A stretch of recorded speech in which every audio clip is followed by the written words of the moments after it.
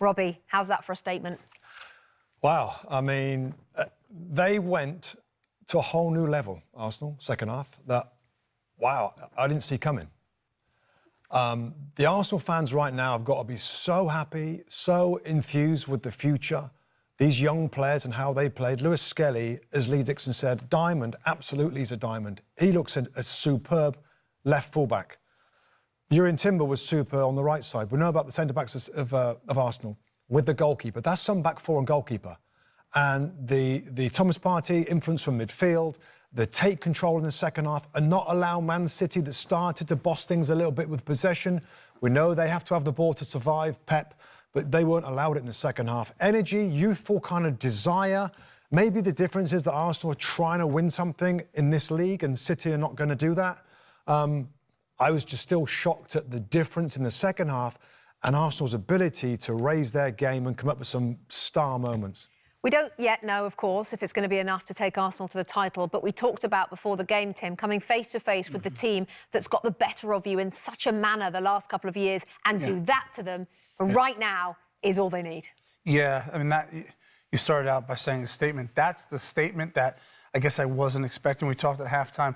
Like, I think it would have been a good, even though I didn't want to see it, it would have been a good win if they had to grind out a 1-0 at home. I think they'd be delighted. But for them to press City in the first half, and then come off it a little bit to kind of protect that. And we talked at halftime, like, what's going to happen? Can they go again? Not only did they boss the game, they didn't just rest on it. They played forward, they passed forward. I mean, the goals were of like the sensational manner. It was really, really good performance, something they needed. I think also just to kind of keep themselves believing they can win the title. Forget Liverpool for a second, because that's out of their control. Could today be the turning point in Arsenal's season?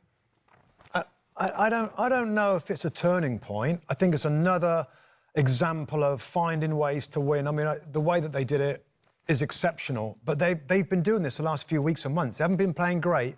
That was great. Second half, that was great. So maybe they feel they can play at a different level, Rebecca. I guess I just mean maybe it will come a little easier now. Yeah, and their performance level will increase, you know, real quick. And we know they've got Saka to come back.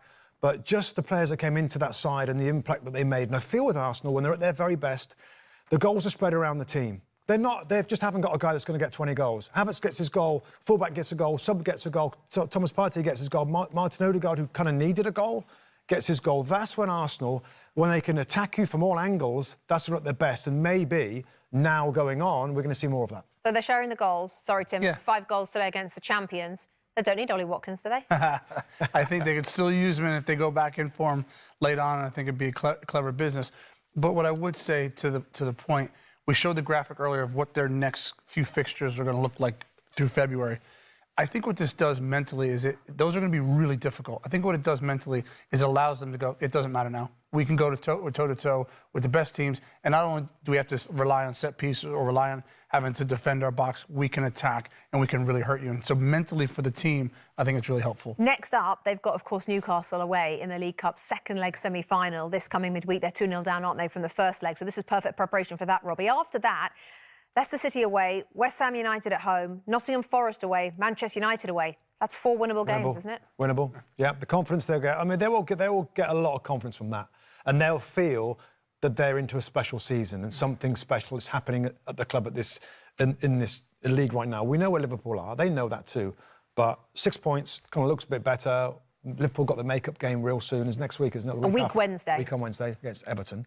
They're still in it. Yeah. They're still in it. They're doing a brilliant job of staying in it. And that performance level gives their fans encouragement that, wow, we might win a lot of these remaining games. Yeah, the Merseyside derby is a week Wednesday at Goodison Park, Everton, Liverpool. If Liverpool go to Everton in the final ever Merseyside derby at Goodison Park, then the next time Arsenal play in the Premier League, it could be, or would be, a 9-point gap. But Liverpool have to go and play David Moyes' Everton, who have just won their last 3 in the Premier League. That's a different prospect from maybe when it was first supposed to happen, and it was called off, of course, with that storm.